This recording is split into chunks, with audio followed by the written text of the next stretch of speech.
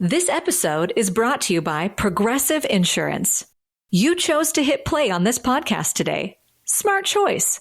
Make another smart choice with Auto Quote Explorer to compare rates from multiple car insurance companies all at once. Try it at progressive.com. Progressive Casualty Insurance Company and Affiliates. Not available in all states or situations. Prices vary based on how you buy.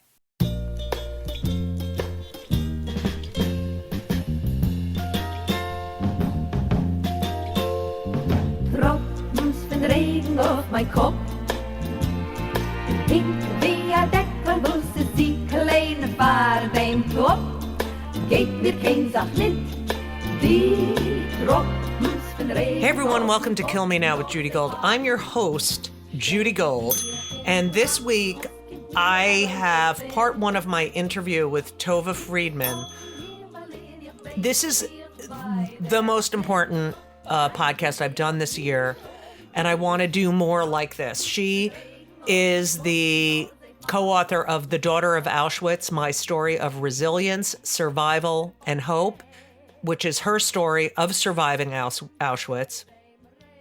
She is a therapist. She is a social worker. She is just an incredible human being who is speaking out now, as you'll hear, because of what's going on and how much this reminds her of what it was like in Europe in the 30s.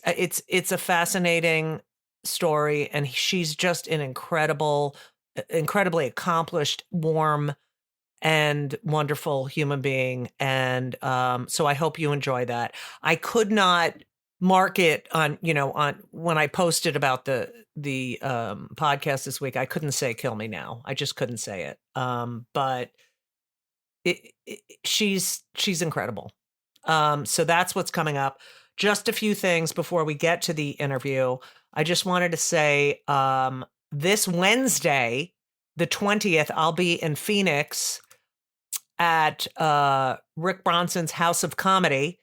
And there's a 7 p.m. show or 8 p.m. I don't know. I think it's 7 p.m. Who the hell knows? It's with me and Aaron Berg and Rich Voss. It was called Stand Up for Israel, but we had to change the name to Badass Jews after the staff started an online sort of boycott, doing such things as, calling for protesters and giving the emails of the club owners and saying that we're funding genocide, to the point where, I called up just making believe I wanted to buy tickets to the show. And the person on the phone, I said, I wanted, the show March 20th. I'd like to get tickets for that show. And she said, oh, yeah, that's an interesting show to say the least. You can get tickets on the website. You can't get them on the phone. And I called because someone my brother knows called to buy tickets, which you can buy on the phone, actually, or reserve on the phone, or I'm sure pay for them on the phone as well. And the person who answered the phone said the show was sold out. So they are trying to derail the show. And a lot of these people are open micers. They're staff members. It's really sad. It's really, really, it's pathetic is what it is. So the name of the show is now Badass Jews. And that's what we are. And we're proud of it. So I'll have more on this next week, but, and I'm sure there'll be protesters. It's really disgusting behavior on so many levels. And, after writing a book about free speech, it's just disgusting. And this willful ignorance is making history repeat itself. And you'll hear more about that in a couple of minutes. Also wanted to say, I am so proud of Ben and his team, the Trinity Bantams. They went to the Final Four in Fort Wayne on Thursday. They lost to Trine University Trine University is a college right by Fort Wayne. So the entire stadium was full of Trine fans. They had a band. They had cheerleaders. Anytime a Trinity fan was on the Jumbotron, they started booing. It was really pathetically pathetic. And, it was definitely a home court advantage. So they ended their run, but I'm so proud of them. They did so well. Ben made All-American. He made All-Academic. He made first team in his region. They won the NASCAP championship. I mean, I don't know why I'm ringing the bell for all that, but it's I took off. I never took off this much time. It was worth it. It was worth it because I'll never have that experience again. So it was a wonderful run. The parents are amazing. It was great. And to watch your child thrive and work so hard for something and get so far it's nachas. I mean, it's wonderful. So that's it. And also this weekend, March 22nd and 23rd, I am going right outside of Chicago to Rosemont, Illinois, to Zanies. Zanies in Rosemont, Illinois, this Friday, 2 shows, Saturday, 2 shows, 7:30 and 9:30. It's a great club. If you're in the Chicago area, please come. Please support me. I love you. Also, April 5th and 6th, I'm in Bloomington, Indiana, back to Indiana, at the Comedy Attic, which is a fantastic club. So I'm back on the road. Yeah, that's all I have to tell you. If you live in New York, I'm doing an hour of stand-up comedy at the Comedy Cellar at the Fat Black Pussycat on March 31st, Easter Sunday. And I'm excited for that. And I have other stuff going on. But today is very, very, very important. And I thank you for listening. It's crucial. It's crucial that we hear Tova's story, and she is such a wonderful woman. So sit back, relax, and enjoy. Kill me now. Tova, I am honored. I am humbled. I cannot thank you enough. Judy, you're a movie star. I looked you up. No, I'm not a movie star. Okay. All right. Bye, I son. looked you up. I saw the movies, and that's please, nothing. Cool. Tova, you are cool. I cannot thank you enough. This is probably I interviewed one other Holocaust survivor. This will be the second. These two are the most important podcasts I have ever done, especially today. And Tova, I cannot thank you enough. I mean, you have so many accomplishments. I'm telling you, we could interview you about your life. You got a bachelor's in psychology from Brooklyn College, master's of arts in Black literature from City College in New York, a master's in social work from Rutgers, where my alma mater. You have done so much in your life. You're a mother, you're a grandmother, but your story of surviving Auschwitz has always been important, but it is more important now than. Yeah, I agree. And that's what's so interesting. Yeah. You have said, first of all, can we just start? You were born in Poland in 1938, mother, father.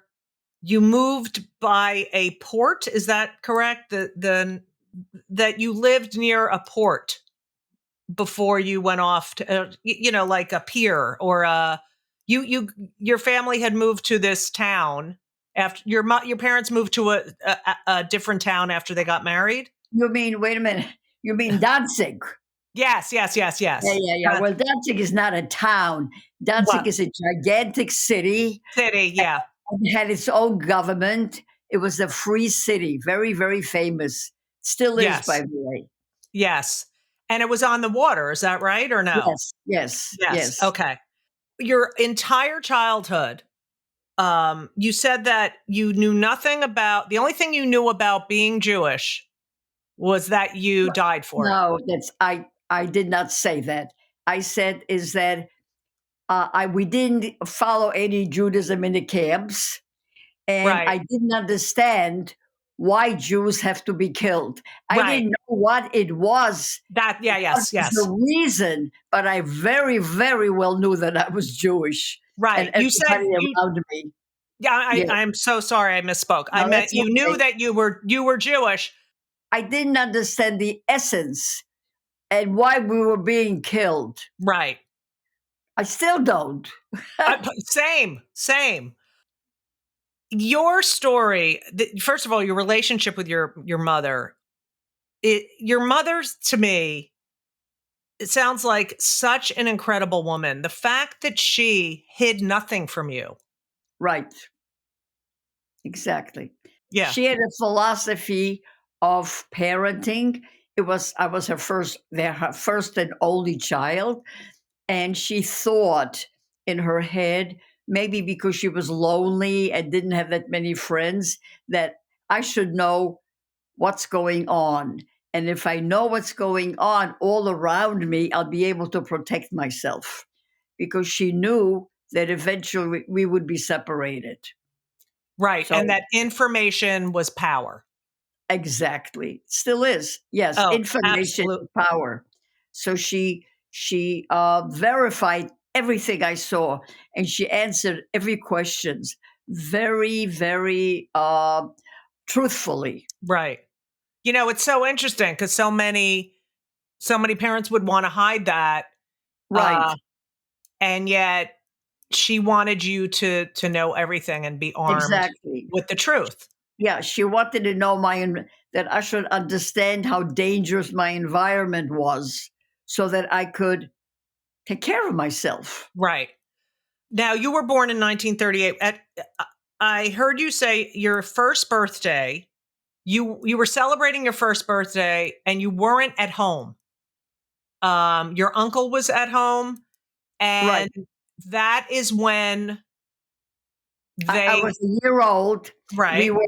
Uh, what happened was my grandparents haven't seen me because we lived hours away. It's about 3 hours drive now, so you can imagine how Oh far God, yeah, then yeah, yeah. this was. So they wanted to go back. They really had two reasons. One, to to have me meet. I was only a year old. They Right. should meet me, and also because life in our city became very bad. You know, the Kristallnacht was Yes. there when I was only 3 months old. So the signs were everywhere. The Jews have to somehow get out and try to save themselves. But mistakenly, my father thought it'll be safer at home with his family. Or maybe most people feel like this. You Right. know, in danger, you go home. You Right. want to go home. And that's what he did, to go home and to introduce me, and I should meet the family at that young age. I mean, your first memories, I mean, I don't know. Well, Were in the war. You're born during this right, awful time. exactly. You didn't yeah. 1 year before the war. Yeah, the my first memories were ghetto memories. I don't remember much before the ghetto because I was 2 years old, where we had to move. And I remember living in this very, very crowded apartment. I don't remember any other children. Maybe one or two came to visit, but I didn't remember any children living with us. My grandmother, my mother's mother, was there for a short time, and people came and went, and it was very crowded, and I lived under the table. I do remember that very well.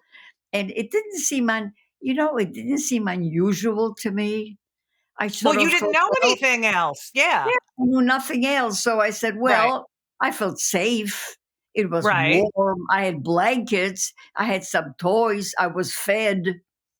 Do you know? Right. So it wasn't a punishment, or it was just, that's the way it is. This is the way Yeah, it that's is. the way. Yeah.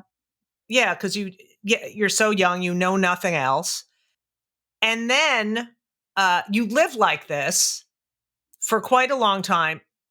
and you then get sent, but they didn't take you first, right? They took other family members. Yes, yes. Your father's said something My about father's you saw parents. your father cry twice. You said, My father came. The way I knew what was going on is to listen. And I listened when I was very, very young. I still do, by the way. I listen yeah, the whole day because I'm a therapist. So right. I know. it's the same process. And I Yes, heard what was going on, and my mother encouraged it. She did not tell me, oh, so I witnessed the death of my grandmother. I didn't witness I saw that her being taken away, and I knew she was right, shot because they were taking all elderly. But I knew that. Maybe they didn't tell it to me in words, but I knew that. And I knew that it was dangerous to be a child and you may be killed. So being under the table, it was sort of safe. And then I remember coming out. I could come out anytime I wanted. It right, wasn't like a rule that I had to be there, but there was nothing else to do. So I was more right, comfortable there. And one time when my father came home, he told my mother about his parents. And I knew exactly what he meant because I stood at an, I stood near the table where they were sitting and they were right. talking. And then I saw my father's tears coming down, and I knew that that's it, that he took his parents. And when my uncle James, who used to come all the time, when he didn't show up anymore, and my father said, "You will never see him again," Right, I knew it intuitively. You know how right. children know things Yeah, without pre-verbal. Although at the time I was 4 years old already, I was verbal, right. but I knew that he was dead, whatever dead was, and I wasn't going to see him anymore. So I Ugh. knew everything what was going on. This week's episode is sponsored by BetterHelp. Now, you know I am a huge advocate for therapy. I talk therapy. I like physical therapy too, but I'm talking about talk therapy. I've been in therapy since I'm 18 years old. There is nothing better. Nothing better. And it is a stressful time. We just had an election, it's the holidays, and we're going to have to spend family time or not spend family time. It's a decision you might make in therapy because therapy is really the best way, the only way to process your feelings, anxiety, depression, everything. I've been doing it for over 40 years. I know what I'm talking about. So if you've been thinking about starting therapy, if you thought about it for years and just didn't do it, please give BetterHelp a try. It's entirely online. It's designed to be convenient. It's flexible. It's suited to your schedule. You go to betterhelp.com/Judy Gold. You fill out a brief questionnaire. You get matched with a licensed therapist, and you can switch your therapist at any time for no additional charge. I've done that multiple times in my life, switch therapists.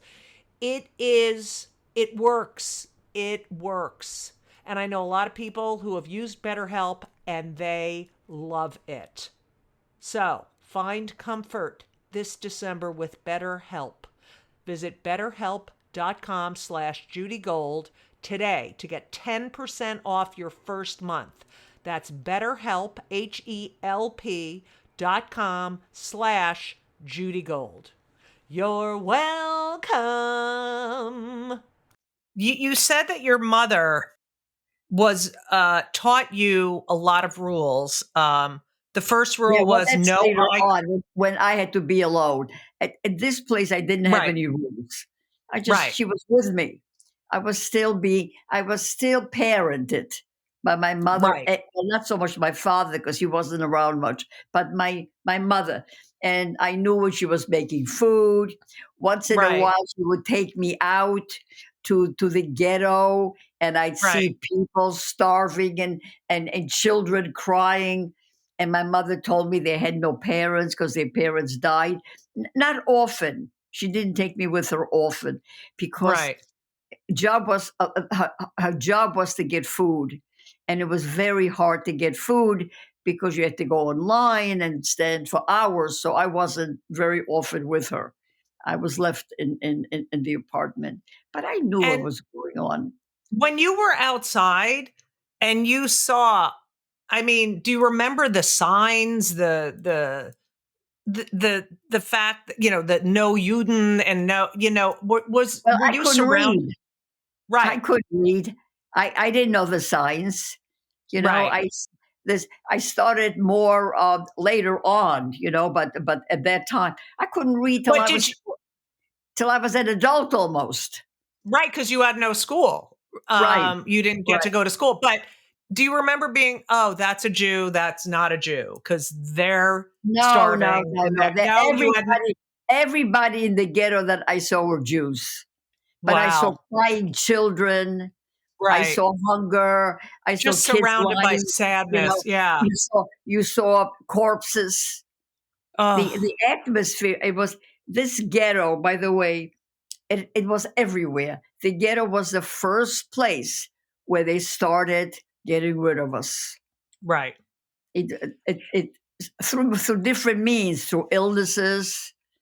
There was cholera Right. everywhere. There was typhus, epidemic of typhus, and of course hunger. Right. Hunger was Hunger, you mentioned so much. the Um, biggest killer. The biggest killer.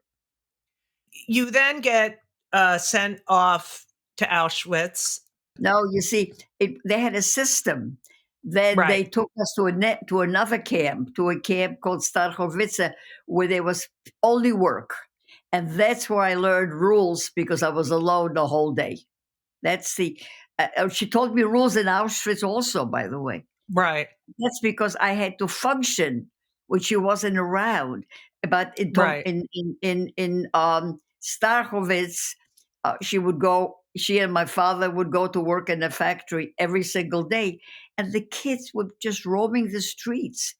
There weren't many of us left, by the way, because by Right. then many of the kids were killed, sent to concentration camps, shot, starved, or they were ill from diseases. So she taught me about behavior when I'm alone and when I see a guard, a German soldier, or whatever his position was. I couldn't tell the Right. difference between an SS and a regular person and a regular soldier. Now I know the different markings, but Right. at that time I didn't know. I only knew that they were very dangerous and they had dogs with them, and that the Right. dogs were trained to kill if you run. She taught me not ever to run. When it was counterintuitive when you Right. see when you are 4.5 years old and you're scared of somebody, you run. That's what you do. Right. Of course. Only It's your now, that's the instinct. Yeah. opposite. You have to stand very, very still, Right. and if you're still, then they will everything will be okay. The Right. dogs won't hurt you, and the assess with this gun won't hurt you because you're not running, Right. you're not in any danger of anything. So she taught me that, and she taught me no eye contact. Right. She always said to me, eyes are so you recognize each other through your eyes. And by the way, during COVID, that was right, correct? Right. When you had Exactly. You know what? Yes, exactly. Sometime during COVID when people, I would see their eyes and then I would ask them, can you take your mask off? right, And I would be so surprised that I had imagined a completely different face, right, right. You you then, okay, so after this work camp, you go to Auschwitz, Yeah, after which all the kids, many kids were killed. Very few of us left. They put us on this cattle car, and that was the final solution. The right. last. I want to talk about your time in Auschwitz, but I think it's so important that we talk about the fact that Auschwitz was the final solution, but that Mein Kampf was written so many years before that people knew who Hitler was and didn't stop them. That is, it's an enigma. I once asked my father after, I said to him, as an adult, Yes. I said to him, "You've been through Kristallnacht. You watch. He was a reader. He was very smart. You knew what was going on in Germany. You knew all. What were you doing with your time?" He said, "I was just married. I had a young family. You were about a year old. I had a business." I said to myself, somebody will kill that crazy. Somebody will assassinate him. And I went about my business. People did Wow. not take it. Do you know what's interesting? I want to tell you that what's interesting.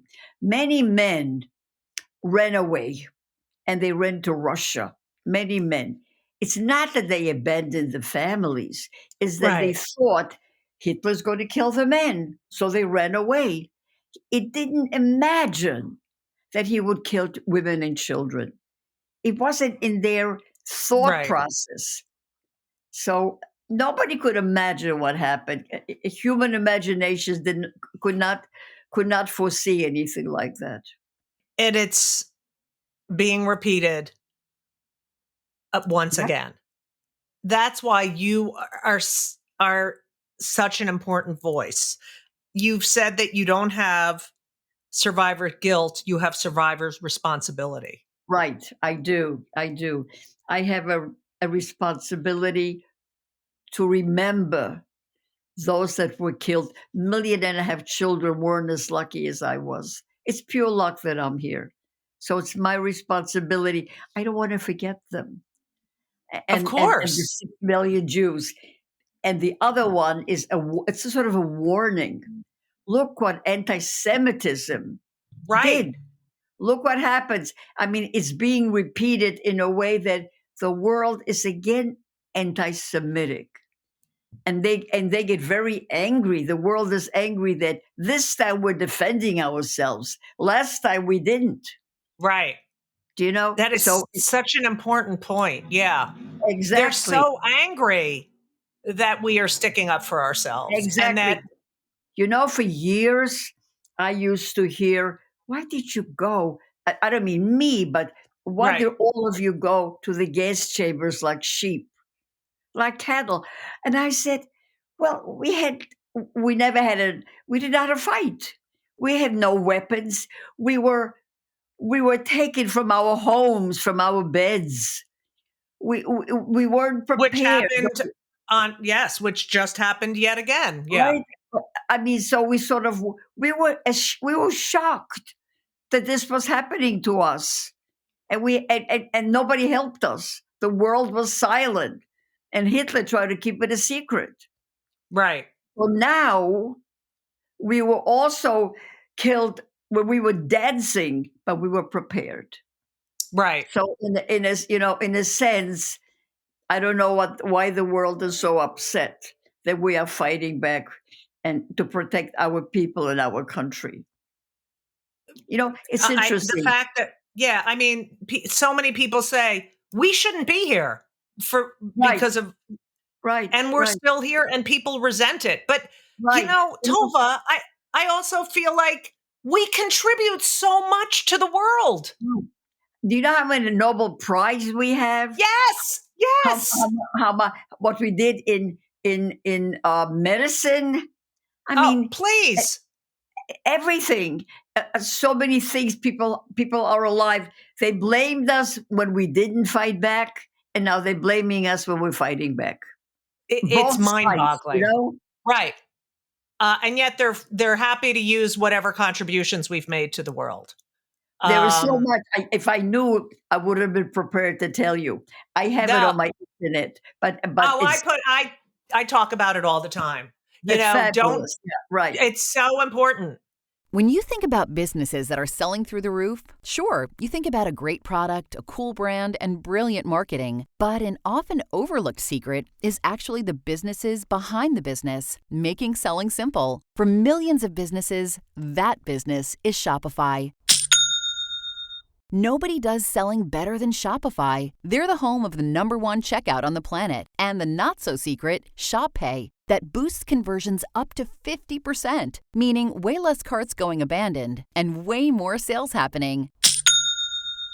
So if you're into growing your business, your commerce platform better be ready to sell wherever your customers are scrolling or strolling, on the web, in your store, in their feed, and everywhere in between. Businesses that sell more sell on Shopify. Upgrade your business and get the same checkout Allbirds and Skims use. Sign up for your $1 per month trial period at shopify.com/start selling, all lowercase. Go to shopify.com/start selling to upgrade your selling today. Shopify.com/start selling. So you get to Auschwitz, you're 5, right? Are So you I was 5? 5.5. Yeah. Yeah.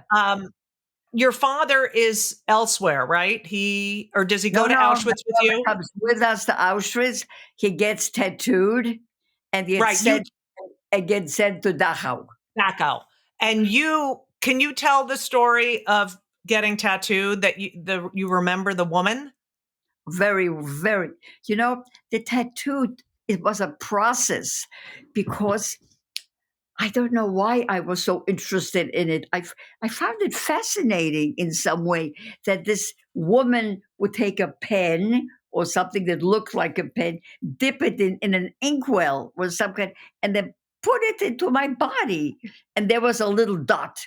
It's all made of tiny little dots, and I followed them. So the pain came afterwards, not Right. in the very beginning, you know.